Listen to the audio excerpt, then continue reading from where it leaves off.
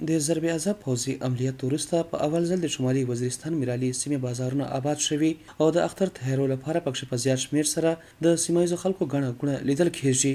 د عملیاتو او توندروۍ په وجه دغه بازارونه په بشپړه توګه له منځه وړل شوي وو او لومړي ځل چې د عملیاتو وروسته د خلکو د کورونو آبادکارۍ سره د سیمې بازارونو آبادکاري هم شروع شوې ده او کاروباري وضعیت یې راپورته کیږي. په میرالي خدای سیمې مارکیټ کې د عامو خلکو زیاته ګڼه ګوڼه وي او اختر لپاره په تیاریو کې بوخت وي. په دې مارکیټ کې دکاندارانو خپل دکانونه ډک کړي دي چې پکښې بیزارونه جامې سره د زرنو شیونه هم موجود وي. د اختر لپاره راغلی یو تن رحمت الله وایي په اول ځل د پوځي عملیاتو وروسته د اختر تیاری په خپله سیمه کې کوي. ویل خوشبینه ده چې د سیمې امنیت په ځای دی او پکښې ژوند هم روان دی. الحمدلله هر شی ټیک شوي دي، حالات ټیک دي، سیستم ټیک ده او سامانونه اویلیبل دي. هر دوی شی وړو وړو مارکیټونه دي، به هر حال په هر دوی شی سامان موجود ده. تدیو شی میرلی شی زوی په زوی باندې هر مارکیټ شی میرانشاه شی سامان ملاوي دي. سامان شاپینګ دی، عید د پورا سپلای دي، خطې دي، ټیپې دي، نه جهار تشا دي، هر شی اویلیبل دي.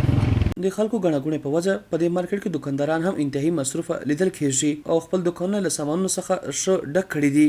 د دکاندارانو په خبره د عملیات وروسته اوس په دې مارکیټ کې د کاروباري وضعیت زیات راپورته شوی. یو دکاندار کلیم الله وویل په دې مارکیټ کې په اول ځل دومره شمیر سره اخیستونکي لیدل کیږي. زیاته کړه دلته د ژوند ټول بنیادي اسانتیاوې او ضرورتونه په دې مارکیټ کې موجود دي چې پکښې ټلیفون لپاره پیسیوز هم شته دي. ویل د اختر تیارو لپاره په زیات شمیر سره اخیستونکي د مارکیټ ته تله راتله کوي چې اختر لپاره بیزارونه جامې او نور شیونه ترلاسه کوي. خلک خامخا پریشان خو دي ولې چې دومره پریشان تیر شو، خو اوس الحمدلله خلک خوشحاله دي. دلته کې کاروبار ښه په ترقۍ سره روان دی او شکر دی، هر سړی خوشحاله دی. که څه هم د عملیاتو وروسته په اول ځل د شمالي وزیرستان میرالي سیمه کې بازارونه تاند شوي دي، خو د انتظامیه تحصیلدار حبیب الرحمن په خبره حکومت دوی ته پوره ملاتړ ترلاسه ده او د سیمې امنیت لپاره کلک ګامونه پورته کړي دي.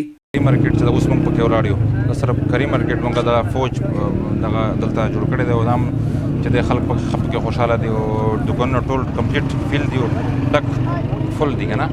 دلته خوشحالي خو دا ده چې اوس تاسو به وګورئ دا خو بالکل ازادي ده تر سحري پورې چې د خلک خپل مومنټ خپل کوي. زموږ پولیټیکل اډمنسټریشن هم زموږ لیوي زوات خصدار پټرولینګ او د آرمي خلک هم ولاړ یې صرف دی هسې نه خوشګوارې واقعې په حوالې سره. خو حالانکې چونکې دلته بالکل امن و امان چې دی که نه زبردست امن دی او خلک ډېر خوشحالۍ سره ځي راځي. یاد دی چې شمالي وزیرستان په وروستیو کښې د وسلوالو یوه خوندي ځاله شمارل کېده او کال 2014 کښې پوځي چارواکو د وسلوالو په ضد په پراخه کچه سره پوځي عملیات ترسره کړي. د عملیاتو پر مهال د شمالي وزیرستان میرالي او میرانشاه بازارونه چې د عامو خلکو د کاروبار اهم ځایونه وو په بشپړه توګه له منځه وړل شوي دي. عدنان بیټنی، وایس اف امریکا، ډیوه راډیو او ټي وي، میرالي، شمالي وزیرستان.